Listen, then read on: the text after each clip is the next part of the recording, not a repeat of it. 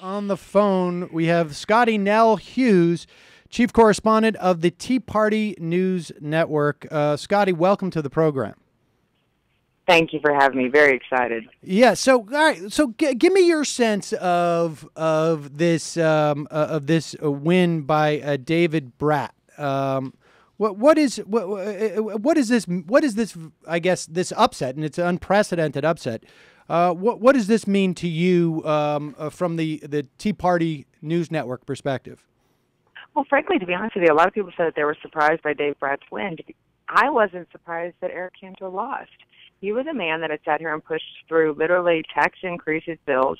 He had encouraged large spending. He had repealed the sequester, and his latest push for immigration was something that obviously was not resonating with the people, not only in the 7th District of Virginia, but more importantly, most Americans. Listen, we are sitting here and we've been sold this false bill of goods of this jobless recovery.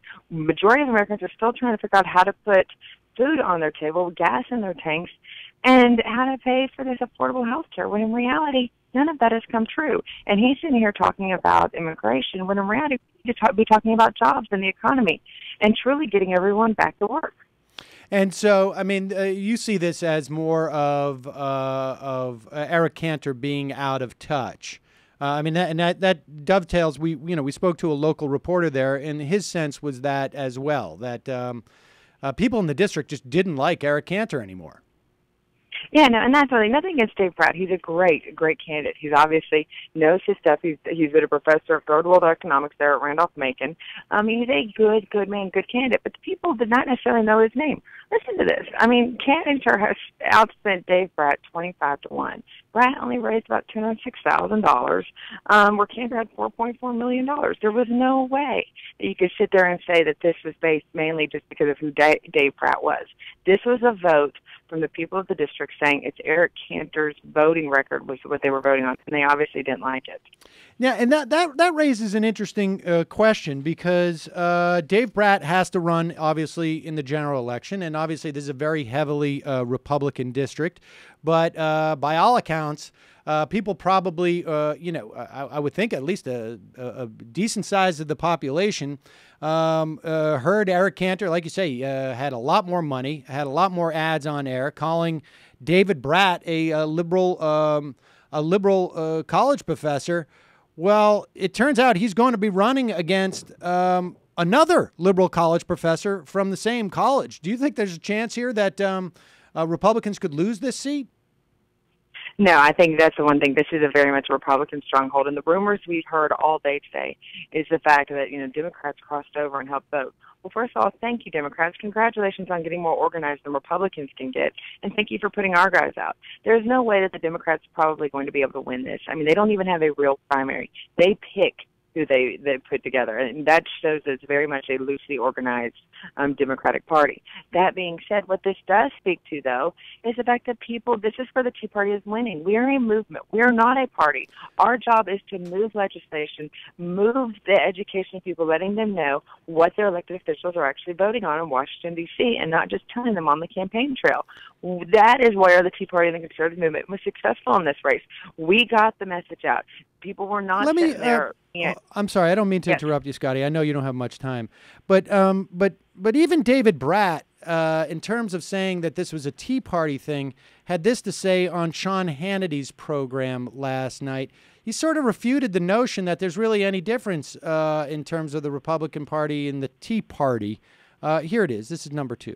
We have an issue where Eric Cantor went to the Seacoast earlier this year, and he was going to battle the Tea Party. What is your take on the relationship and what it needs to be between the Tea Party and the establishment?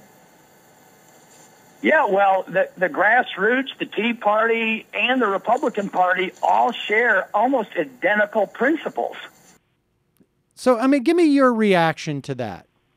No, he's completely correct. We are identical principles. The only difference is the Tea Party conservative movement wants Republicans to actually stick by it, to make their actions be just as loud as their words, where the Republican establishment are literally just trying to do kind of what the Democrats do and say, do as I say, not as I do. We are a part of the same party, and that's one of the good news in all of this. That's the lemonade of the supposed civil war happening within our party, is the fact that if we can unite underneath disasters known as Obamacare, the $18 trillion in debt, the release of the 5 Gitmo soldiers, the VA scandals, the endless number of scandals that keep coming from this administration, we will be guaranteed to win if we can unify underneath those messages and not continuing the splintering that happens on both sides of the aisle of this issue. Do you think that immigration is going to be a liability for David Brat? My understanding is that he was the reporter we just talked to from Richmond said that Brat came off as a little bit nativist. He was against immigration reform,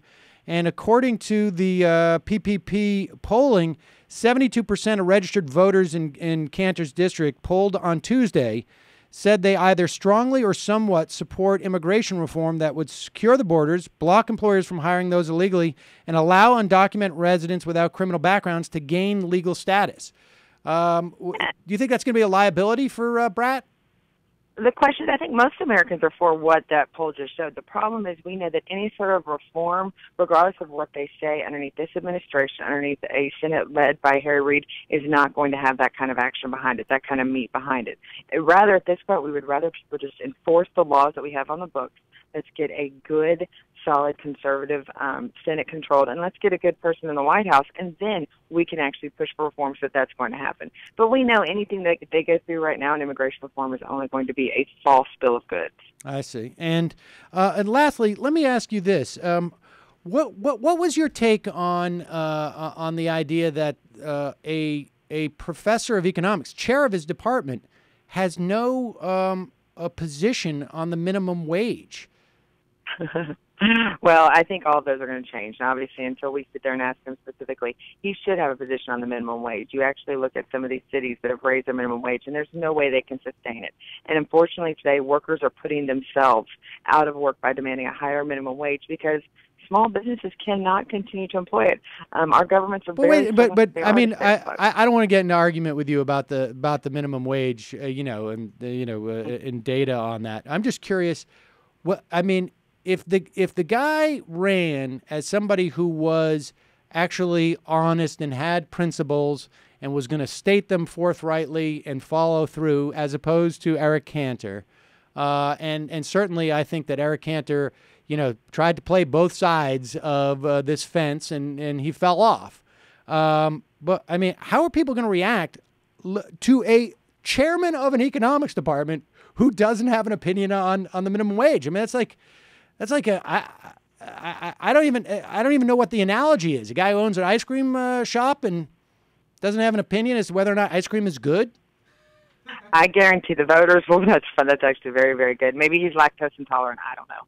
I guarantee the voters will press him on an answer on that. And even if he doesn't, I guarantee he has an opinion, and they will press it out to him to make it public. I just don't think he want to make it public at this point, and want to focus on other issues. But if it turns out that people don't like his minimum wage, then obviously the good news is about Congress.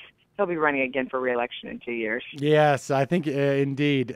Scottie Nell Hughes from the Tea Party News Network, thanks so much for joining us.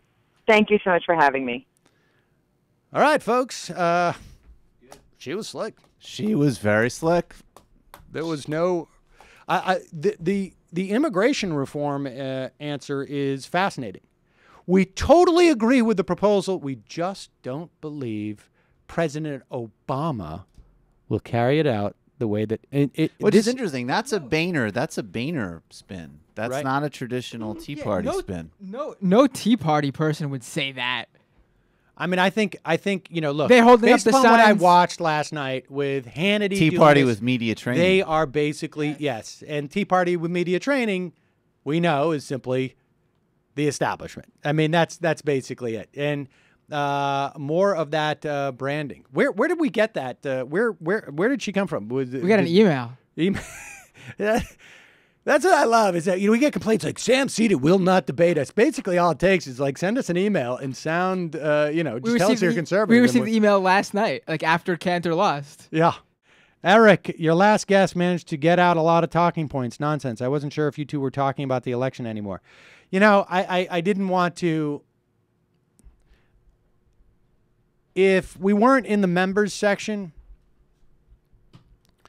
and even, the one thing that I'm fairly confident about the listenership of the show, and while it is, 5 digits, when we have, tens of thousands of listeners, I'm fairly confident it's a fairly self-selected bunch, and nobody's listening to that going like, hey, wait a second.